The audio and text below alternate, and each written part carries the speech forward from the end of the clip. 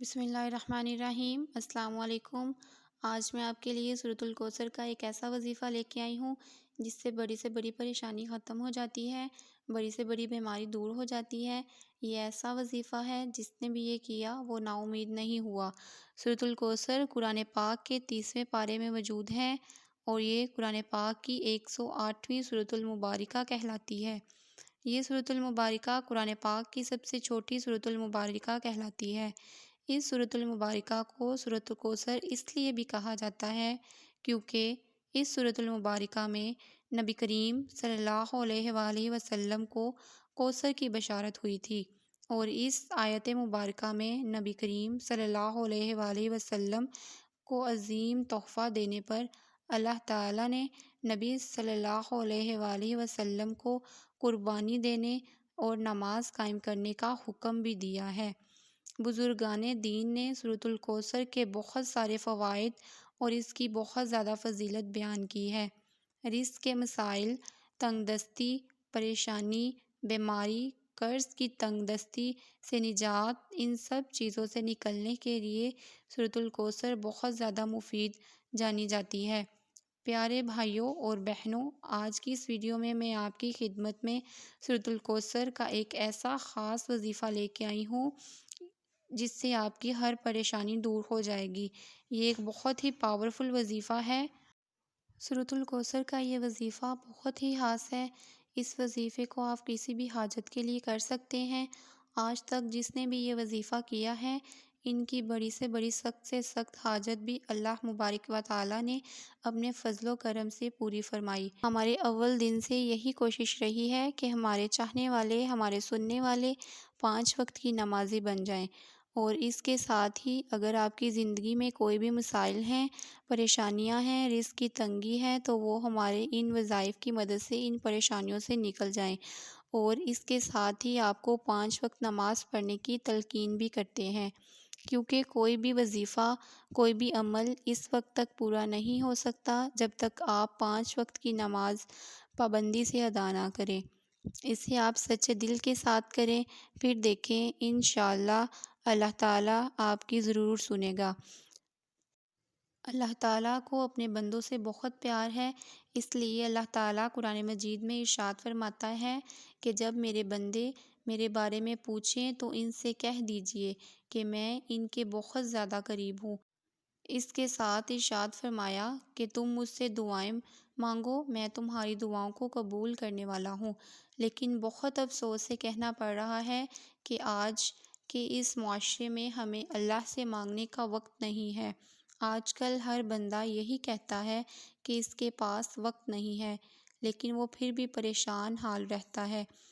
آپ سے گزارش ہے کہ اگر ہمیں اس دنیا میں رہنا ہے تو ہمیں زندگی گزارنے کے لیے کچھ نہ کچھ کرنا پڑتا ہے، لیکن اس کا یہ مطلب نہیں کہ ہم اللہ اور اس کے پیارے نبی صلی اللہ علیہ وآلہ وسلم کو مکمل طور پر بھلا دیں۔ اور ہمارا دین اسلام اتنا پیارا مذہب ہے کہ یہ کبھی ایسا درس نہیں دیتا کہ آپ صرف اور صرف اللہ ہی کی عبادت کریں، بلکہ یہ درس دیتا ہے کہ آپ دنیا کے ساتھ ساتھ دین کو بھی کمائیں، اور یہ بھی مانگا کرو صرف اور صرف اللہ کی ذات سے مانگے۔ جو سورۃ الکوثر کا وظیفہ بتایا جائے گا، آپ نے اس عمل کو سچے دل کے ساتھ کرنا ہے۔ اس وظیفے کو کمپلیٹ کرنے کے بعد آپ کو جیسا بتایا جائے گا اسی طریقے صلی اللہ علیہ وآلہ وسلم سے ملاقات کی۔ وہ کافی دیر تک نبی کریم صلی اللہ علیہ وآلہ وسلم سے باتیں کرنے لگے، اور دور بیٹھا قریش کا ایک گروہ یہ سب ماجرا دیکھ رہا تھا۔ قریش کے گروہ نے عاص بن وائل سے پوچھا کہ تو نبی کریم صلی اللہ علیہ وآلہ وسلم سے کیا باتیں کر رہا تھا؟ تو عاص بن وائل نے جواب دیا کہ میں اس ابتر شخص سے باتیں کر رہا تھا۔ اس نے ابتر کا لفظ اس لیے استعمال کیا کیونکہ نبی کریم صلی اللہ علیہ وآلہ وسلم کے فرزند عبداللہ دنیا سے رخصت ہو چکے تھے، اور عرب معاشرے کا یہ دستور تھا کہ جس کے حق کوئی نار اولاد نہ ہو، یعنی کوئی بیٹا نہ ہو، تو ایسے شخص کو ابتر کہا جاتا ہے۔ لہٰذا قریش میں جو نبی کریم صلی اللہ علیہ وآلہ وسلم کے دشمن تھے، عبداللہ کی وفات کے بعد انہوں نے نبی کریم صلی اللہ علیہ وآلہ وسلم کو ابتر کا لقب دینا شروع کر دیا۔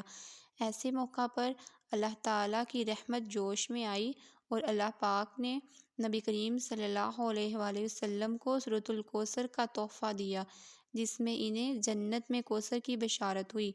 ایک روایت میں آتا ہے کہ صحابہ کرام بیان فرماتے ہیں کہ ایک روز نبی کریم صلی اللہ علیہ وآلہ وسلم ہمارے درمیان بیٹھے تھے۔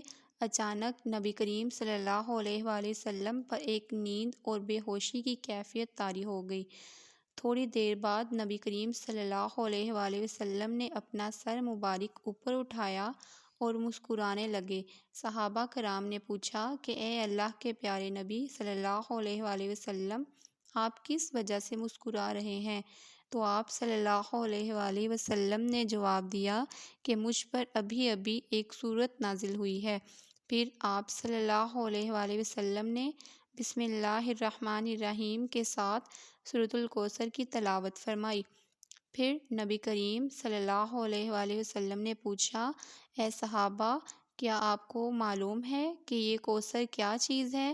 صحابہ کرام نے جواب دیا، اللہ اور اس کے رسول بہتر جانتے ہیں۔ آپ صلی اللہ علیہ وآلہ وسلم نے فرمایا کہ یہ جنت میں ایک نہر ہے جس کا اللہ تبارک و تعالیٰ نے مجھ سے وعدہ فرمایا ہے، اور یہ ایک حوض ہے جس میں میری امت قیامت کے دن پانی پینے کے لیے آئے گی۔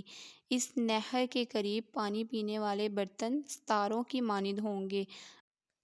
یہ سورۃ المبارکہ بہت ہی زیادہ برکت فضیلت والی سورۃ المبارکہ ہے۔ اس سورۃ المبارکہ کی شان نزول کے بارے میں بتانا اس لیے بھی بہت اہم تھا کہ جب آپ یہ وظیفہ کرنے کے لیے بیٹھیں تو آپ کو اس کا شان نزول اور اس کی اہمیت اور اس کے فضائل کے بارے میں بخوبی آگاہی ہو۔ اب ہم چلتے ہیں اپنے وظیفے کی جانب۔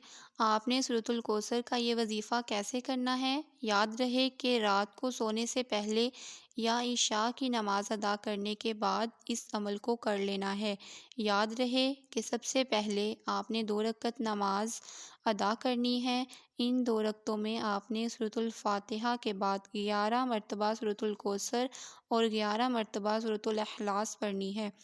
اس نماز کو مکمل کرنے کے بعد آپ اپنی جگہ پر بیٹھے رہیں، یعنی جائے نماز پر بیٹھے بیٹھے 129 مرتبہ آپ نے سورۃ الکوثر کی تلاوت کرنی ہے۔ بسم اللہ الرحمن الرحیم 129 مرتبہ سورۃ الکوثر پڑھنے کے بعد آپ نے اپنی آنکھیں بند کر لینی ہیں۔ آنکھیں بند کر کے آپ نے اللہ تبارک و تعالیٰ کی کچھ دیر تک حمد و ثنا بیان کرنی ہے، اللہ تبارک و تعالیٰ کی بڑائی بیان کرنی ہے، اور یہ اپنے آپ کو باور کروانا ہے کہ اللہ کی ذات بہت عظیم ہے۔ اس کی بارگاہ میں ندامت کے چند آنسو بھی لازمی بہانے ہیں، لیکن آپ جو بھی عمل کریں وہ سچے دل کے ساتھ کریں۔ آپ کی پوری کوشش ہونی چاہیے کہ اللہ آپ سے راضی ہو جائے۔ جب اللہ کی ذات بندے سے راضی ہو جاتی ہے تو پھر دنیا کی کوئی بھی طاقت اس بندے کا کچھ نہیں بگاڑ سکتی۔ لہٰذا ہمیشہ اللہ سے مانگنے کا اپنا یقین بنا لیں۔ اللہ تبارک و تعالیٰ بھی آپ کو کبھی محتاج نہیں کرے گا۔ انشاءاللہ اس عمل کی برکت سے آپ کی جو بھی جائز حاجت ہوگی وہ اللہ تبارک و تعالیٰ اپنے فضل و کرم سے پورا فرمائے گا۔ آپ سے گزارش ہے کہ اگر آپ میرے چینل پر نئے ہیں تو میرے چینل کو سبسکرائب کر دیں۔ اپنا بہت خیال رکھیں۔ اللہ حافظ۔